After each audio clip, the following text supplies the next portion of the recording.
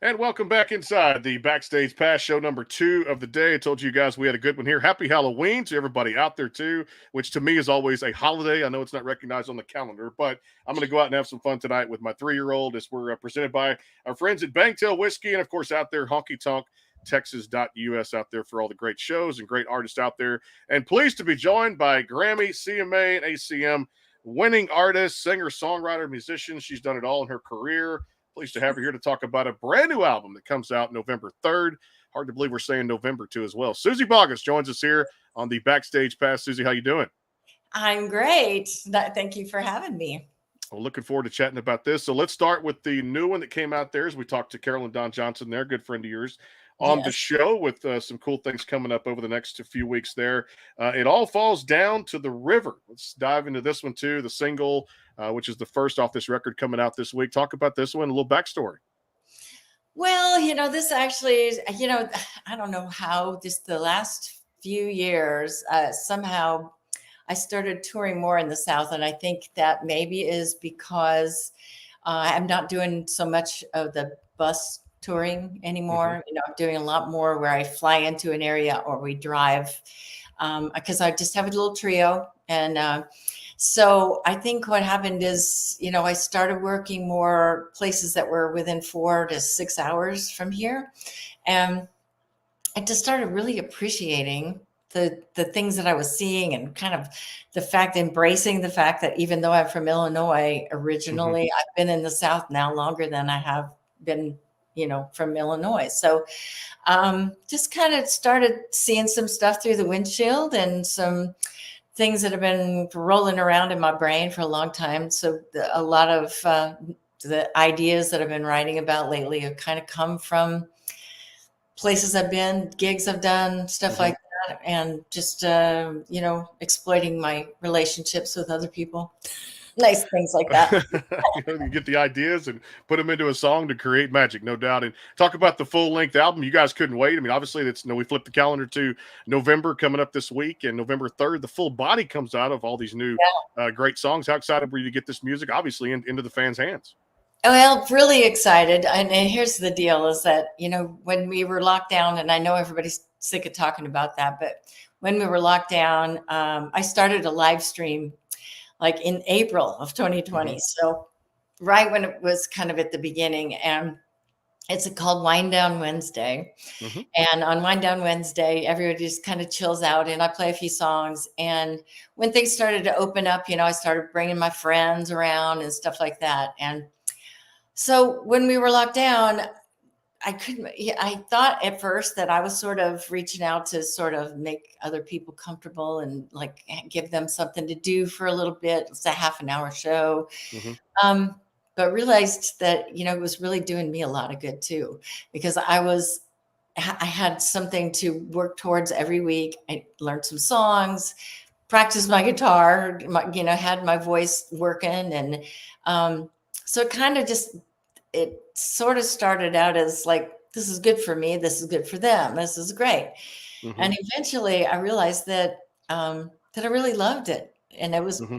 really fun. So I've done like 181 or 182 of them now. Wow. And when things started to open up, I started bringing friends and all that stuff. But the way that the recordings came about is that after I'd been doing it for, I don't know, 4 or 5 months, I asked folks if they'd like to have like an inner circle that would be more like kind of like a fan club sort of Mm-hmm. thing.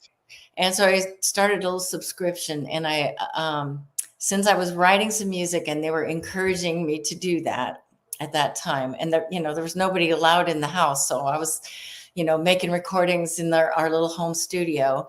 And so we would record those and share them with these folks. And it kind of became a thing. It's like I felt like I owed them a finished album Mm-hmm. after, they'd been watching behind the scenes, Doug and I writing songs and Doug and I recording songs. And so, and my mom had, back in the days when we had,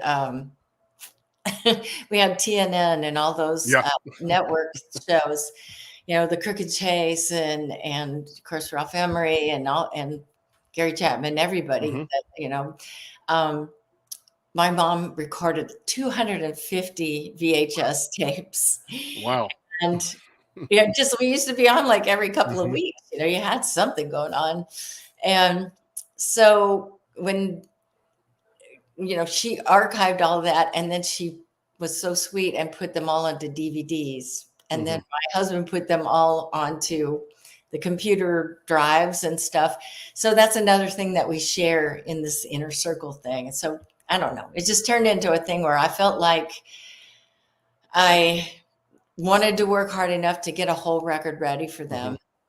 And I'd been working on it for this, for 2 years. And I Yeah. thought, I got to get it out to them before Christmas, just because I've just sort of been dragging them along with me this whole time. So as soon as we got ready to release the single, I said, Mhm. let's just put the album out there too.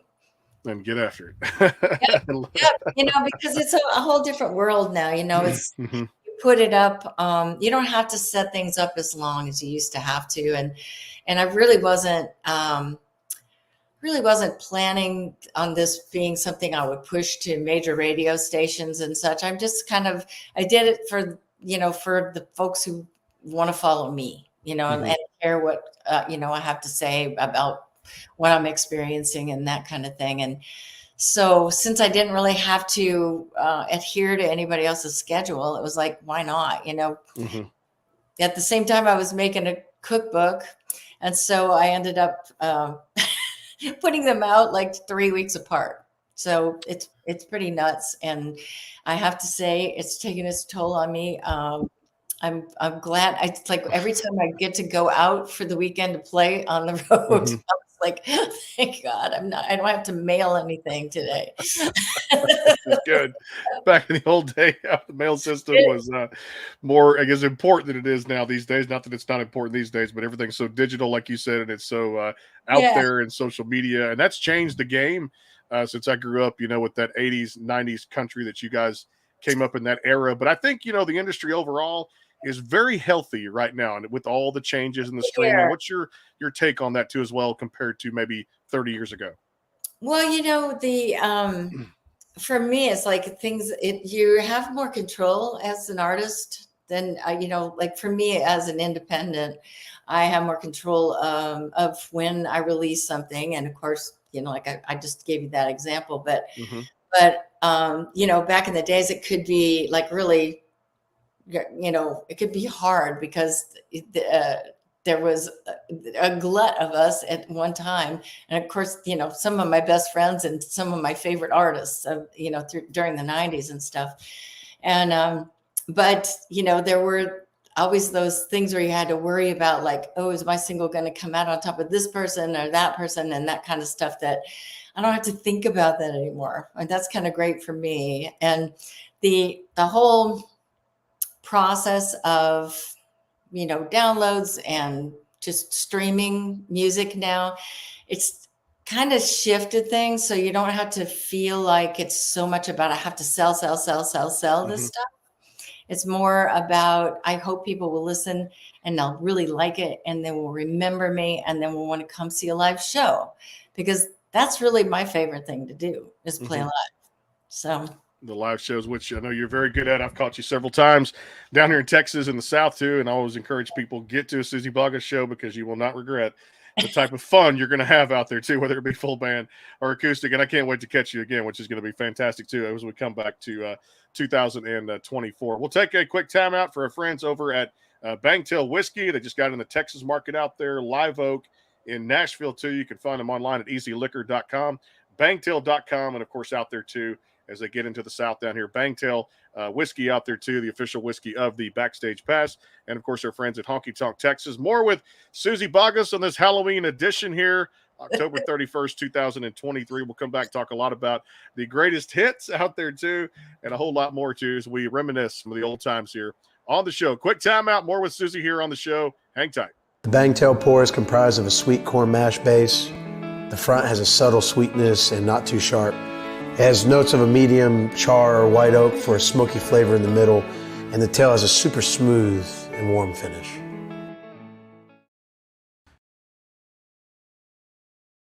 Go behind the scenes with some of the biggest artists in music today with the Backstage Pass, powered by the SportsGuysPodcast.com. Join Brandon Morrill and his co-host Kirsty Krause as they talk to rising stars and legends about their music careers. Listen to their latest tracks and learn fun facts about the men and women behind the music you love. And be sure to tune into the Backstage Pass Monday through Friday from 3:30 to 6:30, powered by the SportsGuysPodcast.com. And welcome into the Backstage Pass. And back here with Suzy Bogguss on the show, the Backstage Pass. We're out there at hightidecountry.net on the streaming side, and of course, soon to be KKTC, New Mexico and Colorado out there, Pure Country 99.9 in January of 2024. Excited about that, and going back to FM Country Radio, where I've not been in a few years too as well.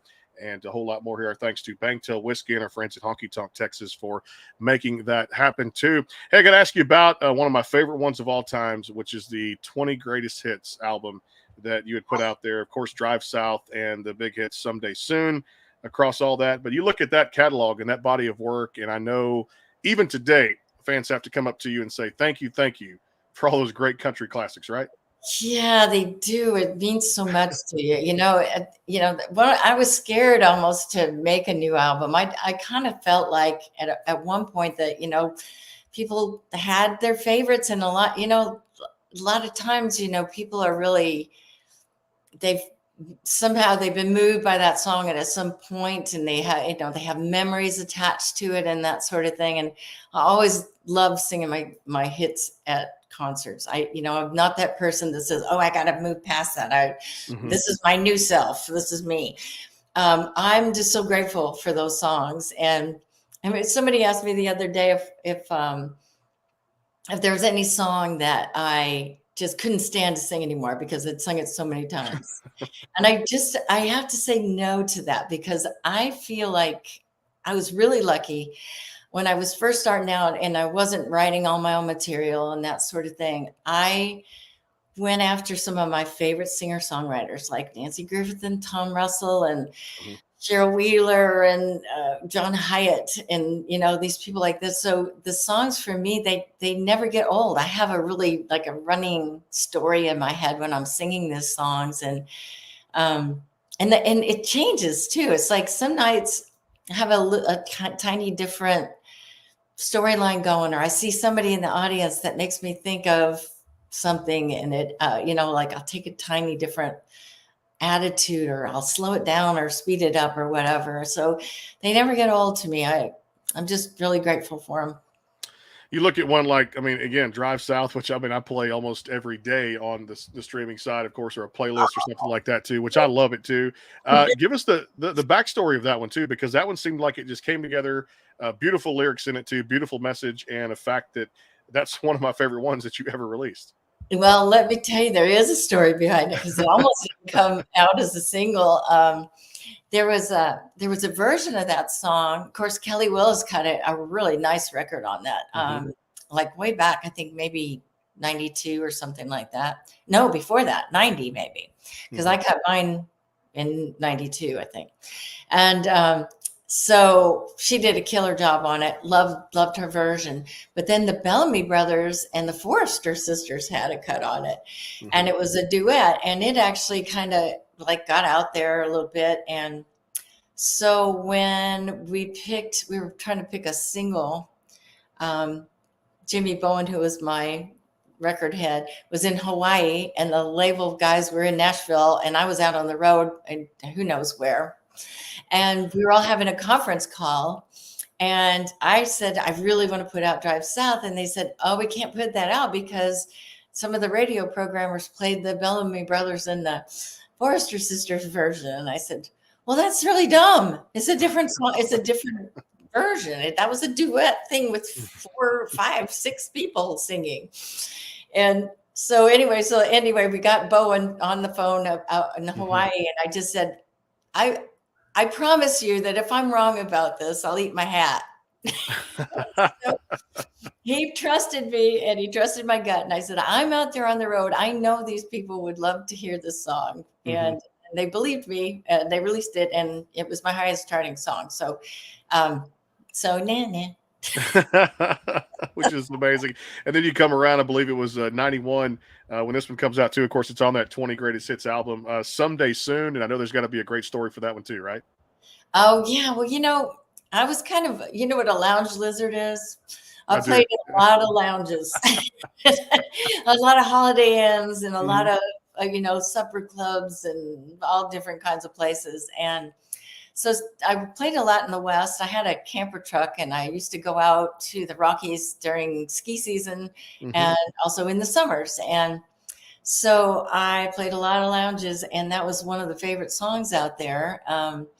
And that was another one I kind of had to fight for, believe it or not, just because it had been recorded so many times. But I grew up in a house where, we had a limited supply of albums. Mhm. Um, but the ones that we had, a lot of times they would have the same song on it because the song delivered by different people is not the same rendition, Mhm. And so once again, I said, if you just let me cut it, and if you don't want to put it on the album, you don't have to, but let me cut the song. And they chose it for the second um, single out of the Aces album. So, A lot of great things. And you like know you what? said, you trust your gut too. And like I said, Well, chart I mean, topping. Yeah. sometimes the artists who are out there and watching people's faces when you Mhm. sing a particular song, just know that this one has some magic in it. And Mhm. I was glad that they listened to me about that.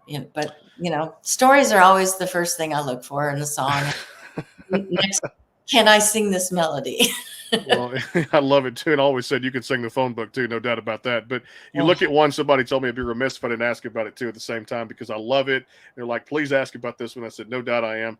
But 91 comes out, Outbound Plane, such a beautiful, beautiful song. You sang it with elegance and just grace. How did thank this one come about? Well, I've been a Nancy Griffith fan Hmm. since way before either one of us moved to Nashville. So she and I both were doing that camper truck deal, Hmm. and she was playing a lot of these little folk clubs, listening rooms, and that sort of thing. And I would see her posters every place, and I'd buy her records, and so I was a big fan. And then we both moved to Nashville about the same time. So I had that record that she put out with that song on it, and it was right when CDs came out. Man, am I dating myself or what? But and I had just gotten married, and Hmm. so that song was it was like it was so much easier to just go back and push the button and say, I want to play this song again, again, again, again. Hmm. And that was my cleaning song. So I could clean really fast when I was cleaning to Outbound Plane because it was Hmm. such an upbeat song. And then one day it just kind of clicked in me, and I was like, you know, they didn't release this as a single. Like, I'm going to call her and ask her if I can cut it. And she was so Hmm. like, yeah, cut it away. And so, yeah, so I did. And I just remember that, my label head at the time was just, he was, we produced the record together. And I was like, I want to put Kungas on this. And he was Hmm. like, you want to put Kungas on a country record? And I said, yeah, you. And he was really nice. He always kind of gave me the reins and said, well, if she hangs herself, it's her own fault that way. So, That's um, the crazy thing sometimes. And like I said, that's what, and some people ask me sometimes, even like young artists, being a host of this show. And I said, guys, I know a little piece of the business, but I don't know it like artists do who are actually in it when it becomes singers. Is it good to get a record deal? Is it not good to get a record deal? I said, well, my advice could be, and I'm sure somebody would tell you, just do what's best for you. But what advice would you give to the young artists today? Stay independent, go for the record deal, a little bit of both. boy, I'll tell you, it's a different world now. It really is. Hmm. I mean, I wouldn't have had the ability to get to as many people as people can independently now. And so for me, it was a great opportunity and a big launch board for me to get to lots of people at a time. And, as I was saying, it was like I was playing lots of these little places. I had like a spiral notebook. I was like, write your address in here. When I'm coming back to this area, I'll send you a postcard. And I was writing like 200 postcards a month. Hmm. It's like now it's just like I write one little post and go dink, and it's Yep. done. So it's a bit different this in this day and age. And I think, you'd have to trust your gut. I was really fortunate. I was actually playing at Dollywood when Okay. Capitol Records came to see me perform. So I made a meeting with Dolly, and oh, my beef stew's ready. Beef stew's ready. You Hang want to go on. ahead and take? I'll tell you what. I'll take a break while you take that out. More with Suzy Bogguss here on the show. We'll take a quick time out if you got to take that out here on the break here on the show. We'll take a quick time out. A word from Bangtail Whiskey. I want to hear that story too. Capitol Records coming to see you play at Dollywood here with the great Suzy Bogguss. Here it is, the Backstage Pass. Stay tuned. We'll be right back. The Bangtail pour is comprised of a sweet corn mash base. The front has a subtle sweetness and not too sharp. It has notes of a medium char or white oak for a smoky flavor in the middle, and the tail has a super smooth and warm finish. Go behind the scenes with some of the biggest artists in music today with the Backstage Pass, powered by the SportsGuysPodcast.com. Join Brandon Morrill and his co-host Kirsty Krause as they talk to rising stars and legends about their music careers. Listen to their latest tracks and learn fun facts about the men and women behind the music you love. And be sure to tune into the Backstage Pass Monday through Friday from 3:30 to 6:30, powered by the SportsGuysPodcast.com. And welcome into the Backstage Pass. And back here with Suzy Bogguss on the Backstage Pass, again, powered by that very website, the SportsGuysPodcast.com, and out there at HighTideCountry.net. And back to FM Country Radio, coming up with KKTC in the wintertime, I guess, spring, January, February of 2024 here. It all falls down to the river, the current single across all the platforms. But tell us about that, too, and hope that the beef stew is ready. I wish I could taste that right now because I am hungry for tonight. You could get it. You could get the recipe right here. I need to get a cookbook. We're going to talk about that here coming up in just a little bit. That cookbook is out there too. I cannot wait to give my wife one of those to get some great recipes from that too. And then we'll have to tell you how. I'm sure it's going to taste fantastic when it comes out the way it does. But Capitol Records came to see you play at Dollywood. Tell us more about that. Yeah, well, I it's kind of a long story, but I was singing at Tony Roma's in Nashville. I know you probably know Tony Roma's down there in Texas because I know that you used to have them. Yes, a place for ribs. And so I was playing there, and I had heard about that they were having a festival down in Gatlinburg at what they used to call God, I can't even think of what the park was before, but it was the year that Dolly was buying the park. And so I happened to be there, and I did 3 days there. And I don't know, I kind of give credit to the fact that I used to sing without my shoes on. And Dolly was actually there at the park when I was singing. And so a few months later, I was back at Tony Roma's, and some people came, like the music director from what was going to be Dollywood, came to see me at Tony Roma's and offered me the position of female leader. So I was the female lead, and I did 4 shows at the train station, lots of cinders on my clothes and probably in my lungs. And then at the end, I did the Jamboree show, which was with a full band, which I had never had that opportunity to work with full band. So when the people from Capitol Records came to see me at Dollywood, I made a meeting with Dolly, and she was a big fan of Jim Fogelsong, who's the fellow who signed me, and just spoke very highly of him. Said, he's a gentleman. He's going to treat you right. I would grab it. So, when you asked me to give somebody else advice, I think you really kind of have to trust your gut or ask around, see, have other people had good experience or bad experience? And then you kind of just have to make your own judgments. Yeah, those gut calls, no doubt about it. And like I say, I always tell people to learn through failure, and that's the process of life. It gets better on the positive side too. Hey, let's talk about this cookbook, because I can't wait to get my hands on a copy. I want to do some recipes, or at least try to do this. I know you put a lot of your great recipes, and I'm sure a lot of them are passed down where people can get it from. Well, this they can get from the website, and SuzyBogguss.com, 2 G's, 2 S's. And it's kind of inspired by a thing I've been doing on my birthday for the at least 12 years now. I have a soup night, and then it's a big jam session. So all my buddies that are on the road, during the year and stuff, and I don't get to see them, they're my birthday's on December 30th. So it's right in between Christmas and New Year's. And a lot of people are home during that time. So, since I've traveled all around the dang world, I've collected a lot of recipes from different countries and stuff. And so I would make one big pot of kind of a stock kind of soup, stock, get it. And then I would make something exotic, from, Brazilian feijoada or mulligatawny or something like that.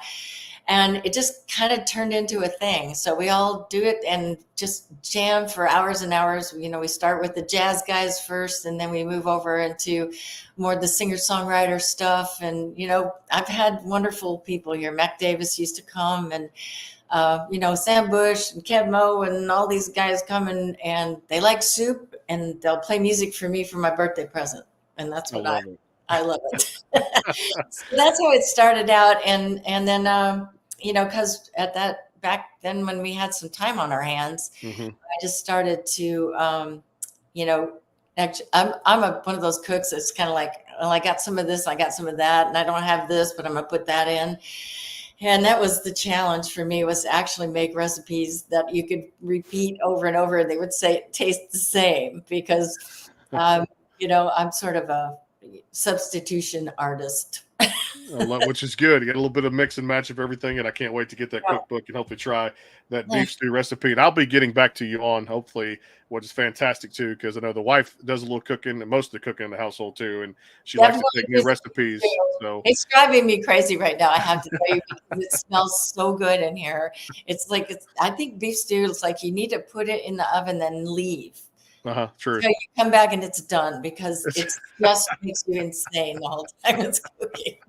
I know. I can't wait to get to try that out too. Hey, let's talk about the holidays coming up. What are you most excited about too with this? And of course, a happy early birthday coming up for you too. And just like I said, Thanksgiving, Christmas, chance to reflect on the body of work and sit down and just enjoy time with family, right?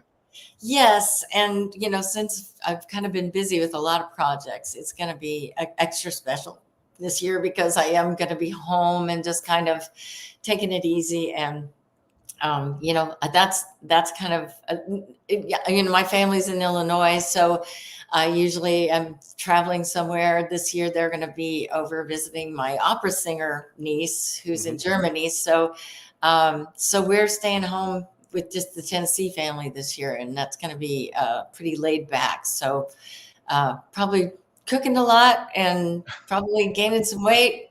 That'll be fun, trying to get rid of it later. Yep, that's the fun part of it too. Hey, speaking of Christmas albums, I think one of the best ones that you ever put out was 2010. I always play it around the holidays for my family and just enjoy, if we're on a road trip or something, and just enjoying it. Was I'm Dreaming of a White Christmas, that whole body of work there, the first Noel and everything that you did. Any plans in the future for maybe another set of Christmas songs or a Christmas album? There's so many great Christmas songs, aren't there? I have a collection of Christmas albums from everybody, all my friends, and lots of other people. Like, really, I love Christmas albums. I have two, actually. I put one out in 2000, and it's kind of, my son was small at the time. And so it's a little bit more traditional, Rudolph the Red-Nosed Reindeer and Jingle Bells and that kind of thing. And maybe just a little bit more, I don't know, I say more traditional, but I just think like it's really fun. The one I did in 2010 was more of a kind of a swinging little thing, kind of like, the all, the Bing Crosby vibe and that kind of thing.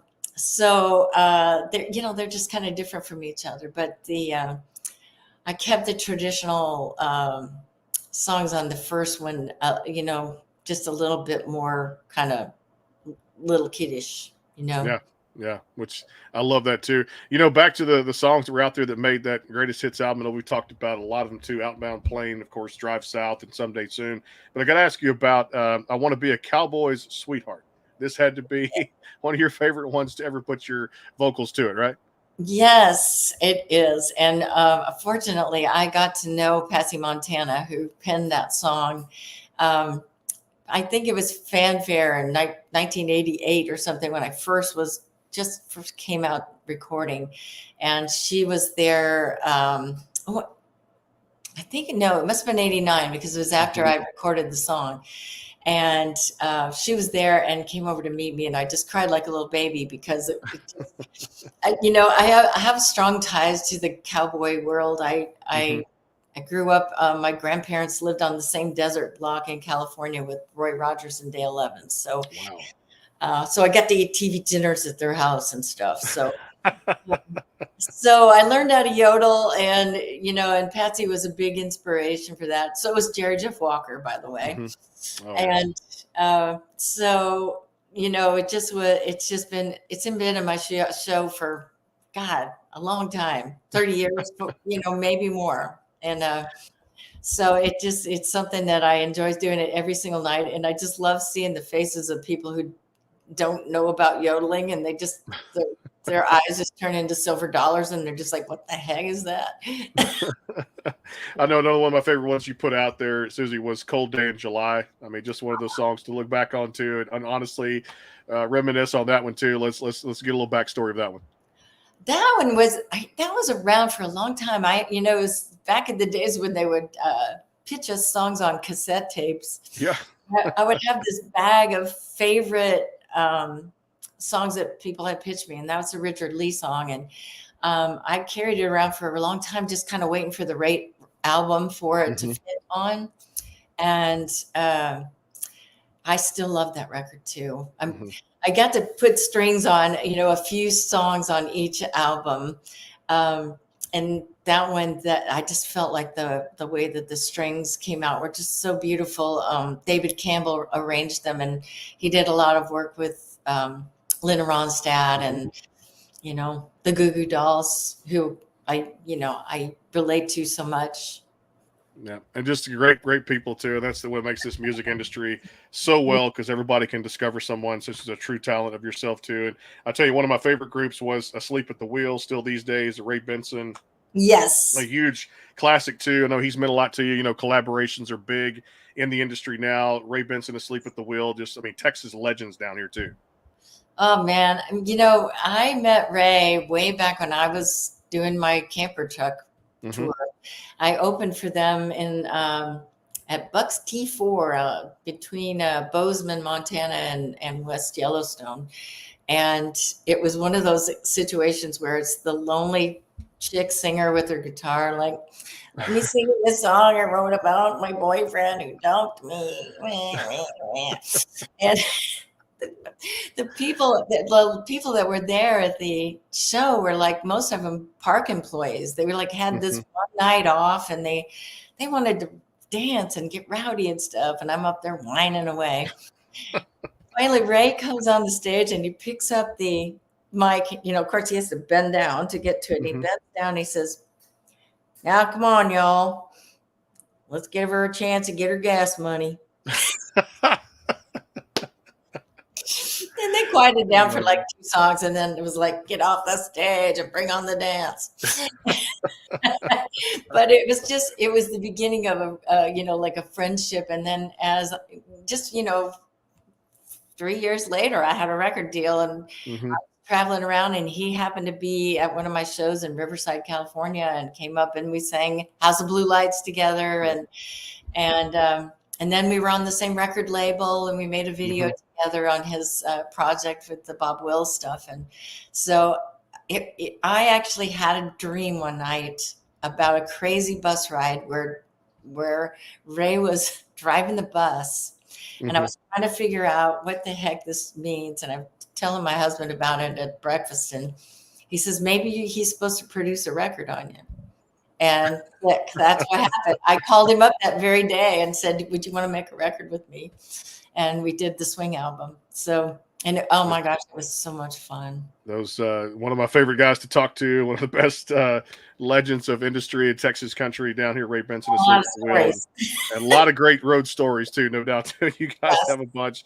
Hey, I love this. It All Falls Down to the River, the current single out there across all the digital platforms. And the new album from Suzy comes out this Friday, November the 3rd. Make sure you guys go download and stream that across all the digital platforms. A great Well, another body of work collection of songs. It's called Praying for Sunshine. Praying for sunshine. All right. Yep. How about that? Well, you know what? It just actually shined through my studio here, and that's why my window is just like, we got sunshine. So you just prayed for it, and the cold weather brings the sunshine here to Texas, where it has not been in the last 48 hours. So oh, well, the good. great timing for that too. And I'll be out in Sedona, Arizona, coming up here in the next week or two. Beautiful Red Rock country. So I'll be playing the new record while I hike in Sedona here in the next couple of weeks. So That's looking cool. forward to that too as well. Hey, congrats on the great body of work, Suzy. I cannot wait to have you back sometime in 2024. Happy holidays to you, the family, and thanks so much for doing this. Looking forward to having you back on.